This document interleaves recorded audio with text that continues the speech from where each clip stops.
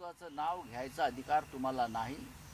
तुम्ही जाहीर करा आम्ही भाजपच्या सत्तेत सामील झालेले गुलाम आणि मिंदे आहोत. तो तुम्ही आज जाहीर करून टाका, नाहीतर राजीनामे द्या सत्तेत. चंद्रकांत पाटील बोलले उद्या परत अजून कोण बोलणार, तर याला प्रत्युत्तर तुम्ही कसं ते आम्ही बघू. आमची शिवसेना जी आहे मूळ शिवसेना ते आमचं आम्ही बघू. त्याच्यावरती तुम्ही उत्तर घेऊ नका. जे सत्तेत बसले आहेत आम्हीच खरे त्यांना विचारा हा प्रश्न, तुम्ही आता काय करणार आहात. हिंदुत्वाचे शिलेदार जे काल फिरत होते अयोध्येमध्ये, यांच्या चड्डीचे नाडे पकडून, हातात नकली धनुष्यबाण घेऊन, त्यांना विचारा की त्याच अयोध्येतून आल्यावर ताबडतोब इथे महाराष्ट्रामध्ये भारतीय जनता पक्षाचे प्रमुख नेते आणि तुमच्याच मंत्रिमंडळातले तुमचे एक सहकारी चंद्रकांतदादा पाटील हे सांगतात की अयोध्येतल्या लढ्यात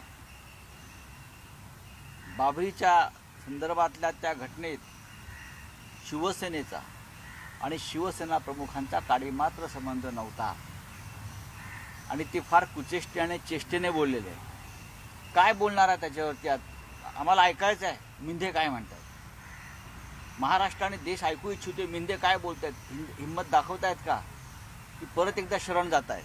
बाळासाहेबांचा मोठा अपमान आहे. नक्कीच अयोध्येच्या संदर्भात आणि त्यानंतरच्या प्रत्येक घडामोडीमध्ये हिंदुत्वाची मशाल पेटती राहावी यासाठी बाळासाहेबांनी केलेला संघर्ष आणि त्याग या देशाला माहिती आहे. आणि त्याच त्यागातून आजचा भारतीय जनता पक्ष सुद्धा निर्माण झाला. लक्षात घ्या, आज जो बीजेपी किंवा भारतीय जनता पक्ष दिसतोय सत्तेत आलेला, त्याच्यामध्ये अटल बिहारी वाजपेयी, लालकृष्ण अडवाणी आणि बाळासाहेब ठाकरे यांच्या तेव्हाच्या प्रखर भूमिका. बाळासाहेब ठाकरे त्या बाबरी कांडानंतर लखनौला जाऊन सीबीआयच्या विशेष न्यायालयासमोर हजर झालेले आहेत. त्यातले ते प्रमुख आरोपी आहेत. हे भाजपच्या नेत्यांना माहीत नाही का? तुम्ही शिवसेनेचं अस्तित्व, बाळासाहेब ठाकरेंचं नामोनिशाण हिंदुत्वाच्या संदर्भात मिटवण्याचा जो प्रयत्न करताय आमच्याच बेईमानांच्या मदतीनं आमच्या पक्षातल्या, हे आम्ही सहन करणार नाही. आम्ही काय करू आम्ही नंतर बघू.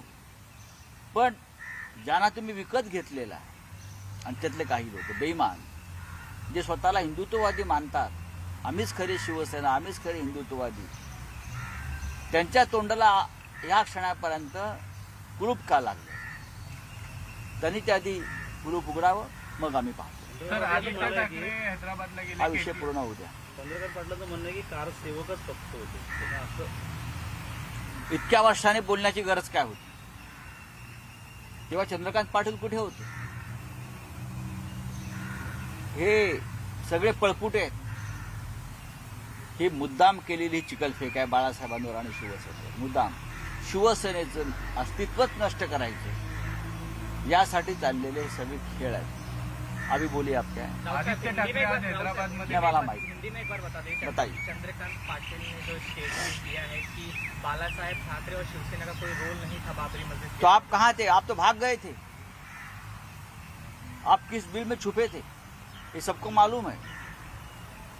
बाबरी टूटने के बाद भारतीय जनता पार्टी के जो राष्ट्रीय उपाध्यक्ष थे सुंदर सिंह भंडारी का जो बयान आया था वो भारतीय जनता पार्टी का अधिकृत बयान था.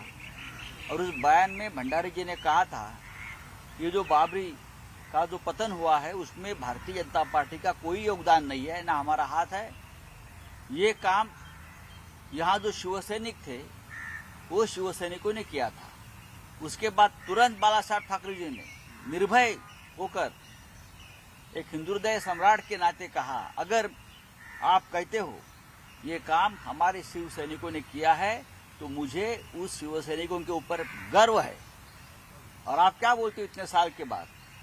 मेरा सवाल है, महाराष्ट्र के सरकार में जो लाचार और गुलाम जो बैठे हैं हमारे शिवसेना के नाम पर कि हम ही असली शिव सैनिक है, हम ही हिंदुत्व के शिलेदार है, अब उनका मुंह क्यों बंद है? क्या वो सत्ता छोड़ेंगे बाला साहब के इस अपमान के ऊपर? क्या सवाल पूछेंगे बीजेपी से? यह हमारा सवाल है.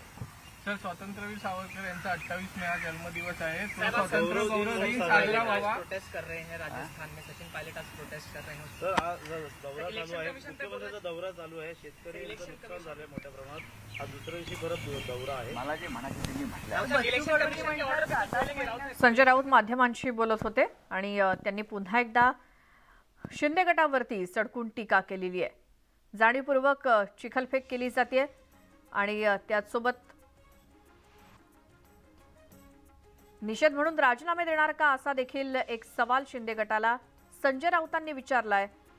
वेगवेगळ्या मुद्द्यांवरून पत्रकारांच्या प्रश्नाला संजय राऊत उत्तर देत होते.